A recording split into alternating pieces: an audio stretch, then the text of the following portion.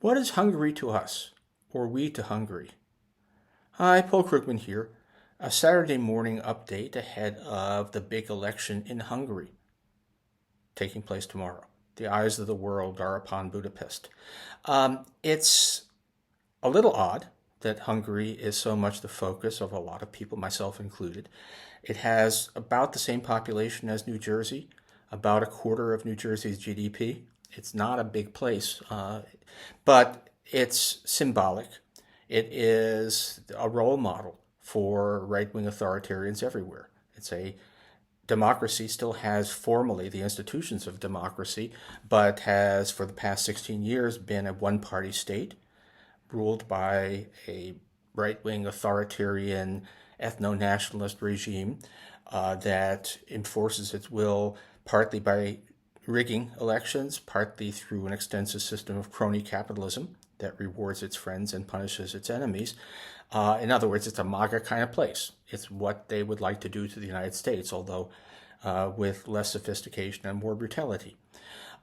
Donald Trump has been frantically trying to keep Viktor Orban in power, largely in ways that demonstrate that he really doesn't understand how the world views him, right? Sending J.D. Vance to campaign for Orban is not helpful to Orban. It's a boost to the opposition.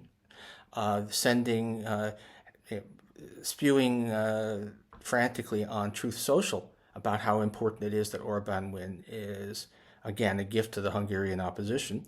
And it is, the system is still very rigged in Hungary, but there's pretty good reason to hope that the popular wave against Orban and Fidesz is so large that it will actually just sweep away all of the rigging that they've imposed to try and keep themselves in power.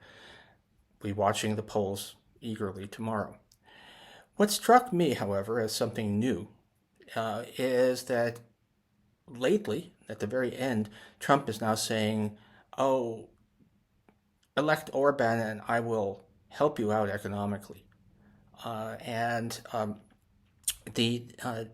Just yesterday, he put up a post saying that if Orban is reelected, that the economic might of the United States will come in to aid Hungary in its well-deserved prosperity and all of that, which is interesting because it's a kind of illustration of the, if you like, the megalomania, the delusions of grandeur that really afflict the current U.S. administration, a complete inability to have a sense of the limits of American power. It's interesting to take a look at what Hungary is to us, or what Hungary is to MAGA is clear, but what are we to Hungary? Look at Hungarian trade, right? It is a relatively open economy. Depends a lot on its role as a relatively low-cost manufacturing platform, which it has been able to maintain despite the crony capitalism and all of that. Where does Hungary export to? Well, about 80% of its exports go to either the European Union or Britain as a little bit on top. So essentially Western Europe, the democracies of Western Europe are where 80% of Hungarian exports go. How much does it export to the United States? 3.5%. Basically, Hungary, for practical purposes, does no business with the United States, which is largely just gravity. The gravity equation in international trade says, among other things, that trade depends very much inversely on the distance between countries. Hungary is in the middle of Europe. It's going to inevitably do a lot of trade with Europe.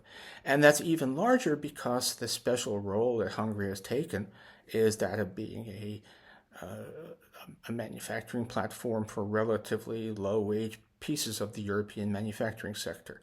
In little ways, kind of like Mexico is for North American manufacturing, which has been, by the way, the fact that German companies in particular have invested a lot in Hungarian production is a large part of the reason that the European Union has been so derelict in trying to rein in Orban and his destruction of democracy. But in any case, the point is that there's just no way that the United States is going to be an important economic partner for a small country in the middle of Europe. It's a complete misunderstanding of how big, how important, how powerful the United States is. It is, in a way, kind of the economic counterpart of imagining that the United States can easily affect, regime change and bludgeon Iran into submission.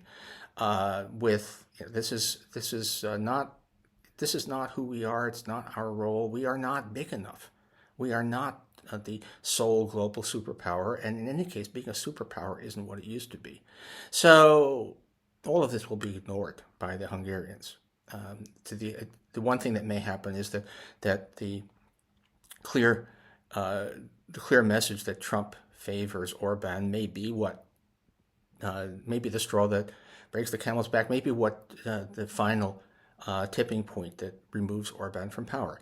I'm not counting any paprika chickens before they're hatched. It's God knows. I mean, there is a kind of a nightmare here about what happens if there's a clear attempt to simply overrule, defraud the Hungarian electorate, not just the rigging that has worked so far, but something even more extreme. And then, will the Europeans ever live up to their own values, their own ideals? I hope we don't come to that point. But anyway, whatever is happening, one thing that's clear is that U.S. economic partnership or lack thereof with Hungary doesn't make a damn bit of difference.